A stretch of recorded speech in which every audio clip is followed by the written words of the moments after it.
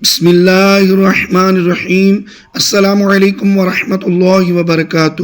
ناظرین کرام، نماز دین اسلام کا ستون ہے، مگر افسوس کہ آج ہم میں سے اکثر لوگ نماز تو پڑھتے ہیں لیکن نماز کے آداب اور خشوع و خضوع کا خیال نہیں رکھتے۔ آج کا ہمارا موضوع ایک بہت عام مگر اہم سوال ہے: کیا نماز میں ادھر ادھر دیکھنے سے نماز ٹوٹ جاتی ہے؟ اسی کے ساتھ ہم جانیں گے کہ نماز کے عظیم فضائل، کن کاموں سے نماز فاسد ہو جاتی ہے اور کن چیزوں سے نماز مکروہ ہو جاتی ہے۔ آخر تک ویڈیو ضرور دیکھیں کیونکہ یہ آپ کی نماز کو بہتر بنا سکتی ہے۔ نماز دین کا ستون ہے۔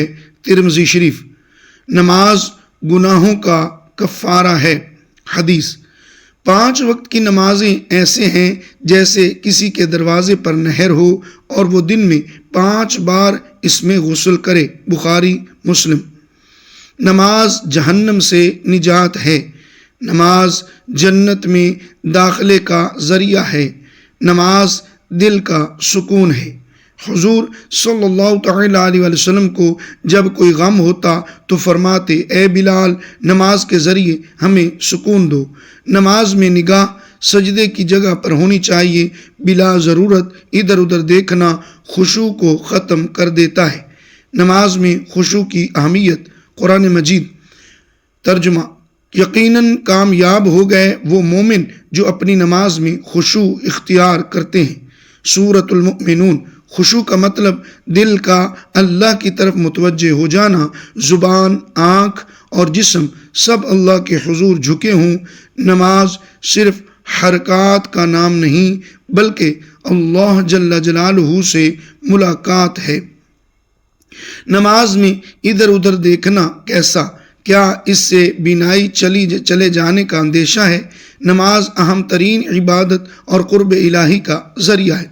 نماز میں بندہ اللہ پاک کی بارگاہ میں حاضر ہو کر مناجات کرتا ہے۔ حدیث طیبہ کے مطابق نماز میں اللہ پاک کی رحمت بندے کی طرف متوجہ ہوتی ہے جب تک بندہ ادھر ادھر متوجہ نہ ہو جائے۔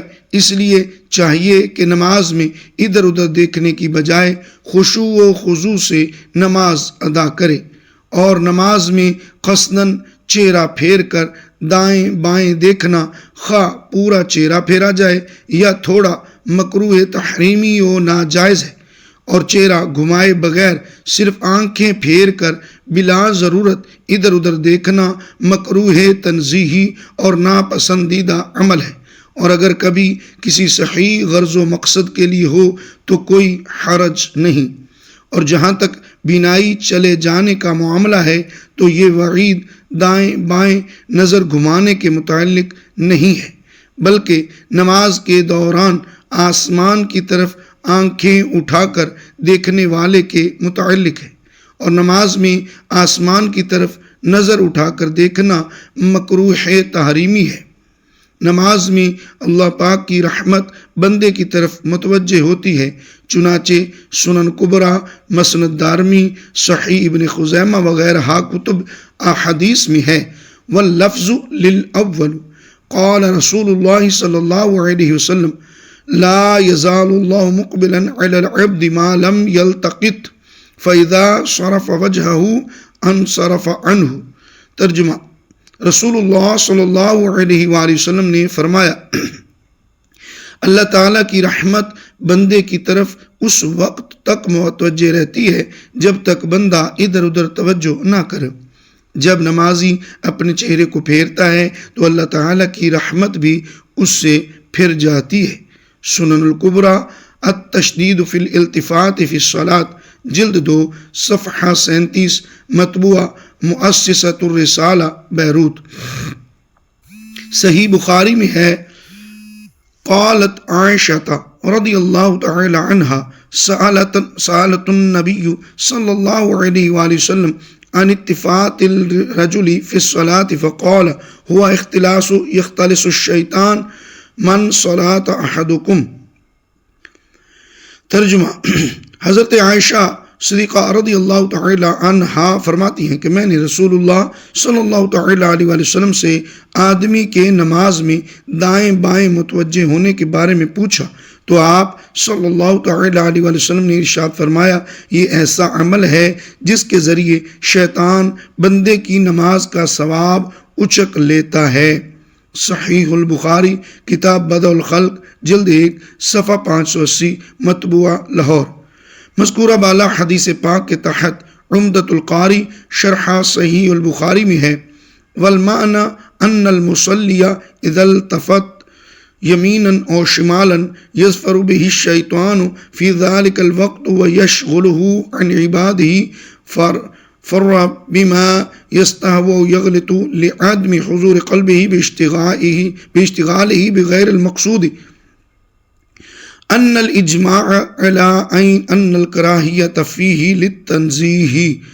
ترجمہ معنی یہ ہے کہ نمازی جب دائیں بائیں متوجہ ہوتا ہے تو شیطان اس وقت کامیاب ہو جاتا ہے اور بندے کی توجہ کو عبادت سے پھیر دیتا ہے، اور اس سبب سے بندہ بعض اوقات بھول جاتا ہے یا دل کے غیر مقصود کام میں مشغول ہونے کے سبب غلطی کر جاتا ہے، اور جب یہ کام ناپسندیدہ ہے تو اس کو شیطان کی طرف منسوب کر دیا گیا ہے۔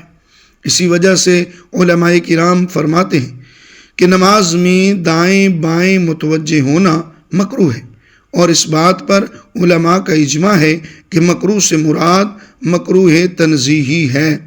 عمدۃ القاری کتاب الصلاۃ باب الالتفات فی الصلاۃ جلد 5 صفحہ 310 مطبوعہ بیروت۔